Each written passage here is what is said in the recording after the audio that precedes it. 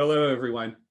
I'm Kelly Lendvoy, VP of Communications Public Affairs at Arthritis Consumer Experts, and we are at the Canadian Rheumatology Association and Arthritis Professional Association's annual scientific meeting held virtually. And one of the really fortunate things for us attending this conference is we get to meet some really cool, smart clinicians and researchers from across Canada. One of them is joining us today, Dr. Elizabeth Hazel. Dr. Hazel, welcome.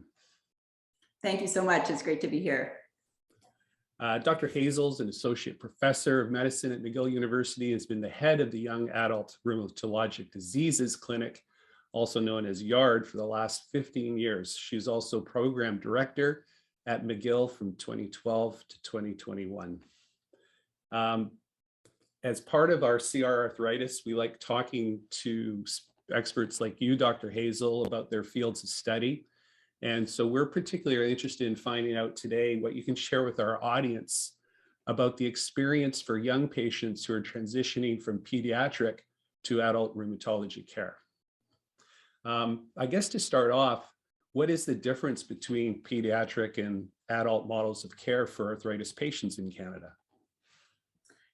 Yeah, so even though we have great pediatric rheumatologists and amazing adult rheumatologists, there's a big difference between the care models in pediatrics and adult systems. The pediatric models are really family-centered. And what you see if you look at the statistics is that the average visit in a pediatric rheumatology clinic lasts longer, there are more people in the room, and the decision making is much more of a shared decision between the parent, the child, and the adult. The other big difference is the access to allied health. Any parent who's brought their child into a pediatric rheumatology office may have seen the physiotherapist or ergotherapist and probably has pretty good access to a nurse. On the adult side, it's much more difficult to get that kind of support service. So that support is so crucial, but obviously not all patients receive it. So I'm wondering, how many young patients get lost in that transition process? Yeah, so that was exactly the question I had 15 years ago when I decided that this was going to be the focus or niche of my career. And I conducted a project with Sarah Campillo at the Children's, and we wanted to look at exactly that. How many kids get lost to follow up in the transition period?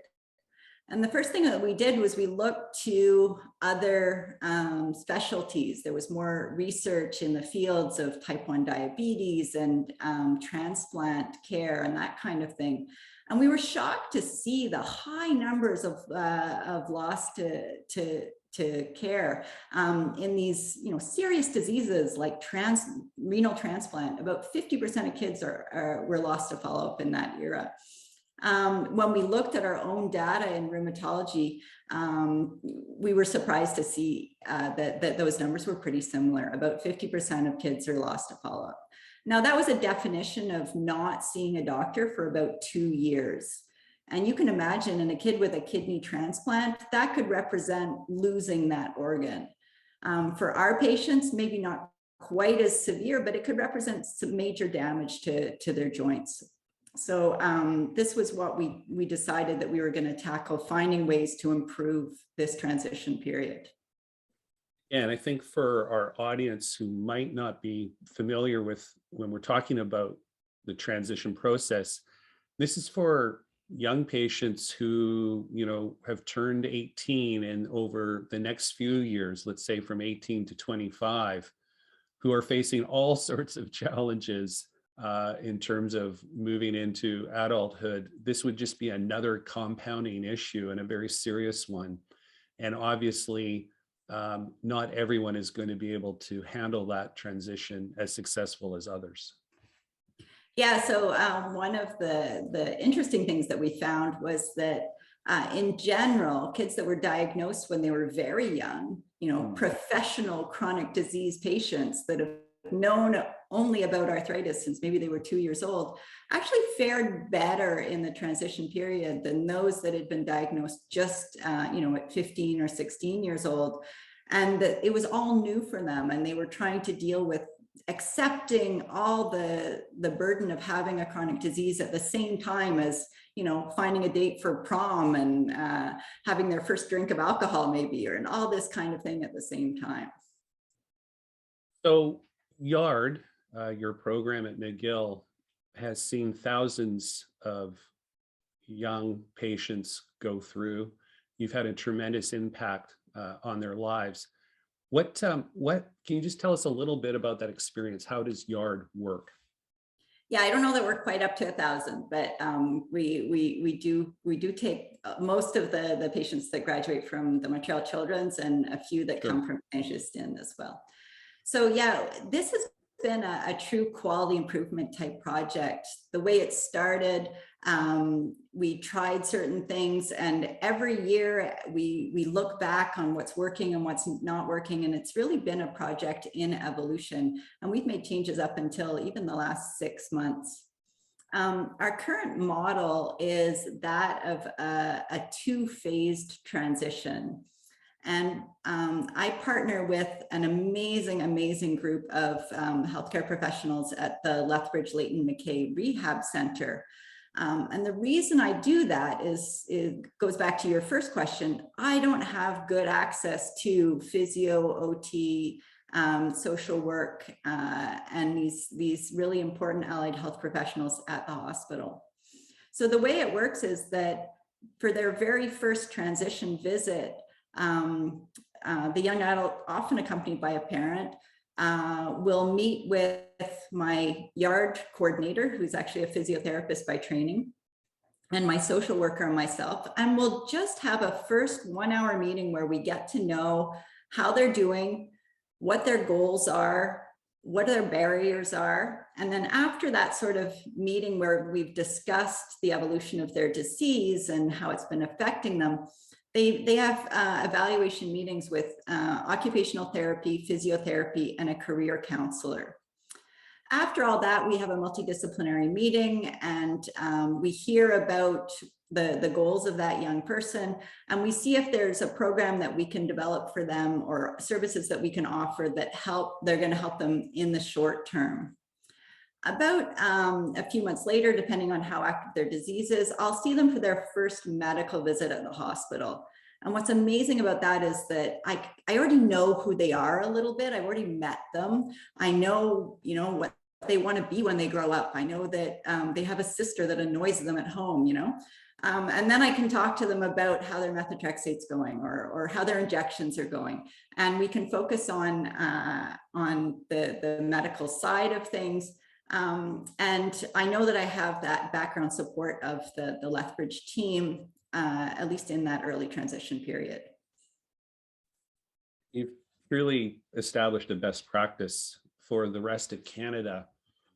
And I guess I'm wondering about the standard of care across the country, but particularly for Black, Indigenous, peoples of color, LGBTQ communities, who face challenges within the healthcare system that a lot of us others don't. What is that? How is that delivery working for those people in the country?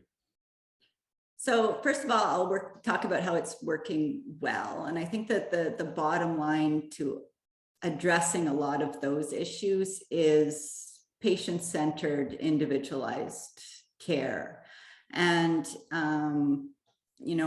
having access to a social worker who can actually drill down and see if there are financial, social issues that haven't been addressed, that's a huge benefit. And, just having that extra time and the team approach and the support can make a big difference.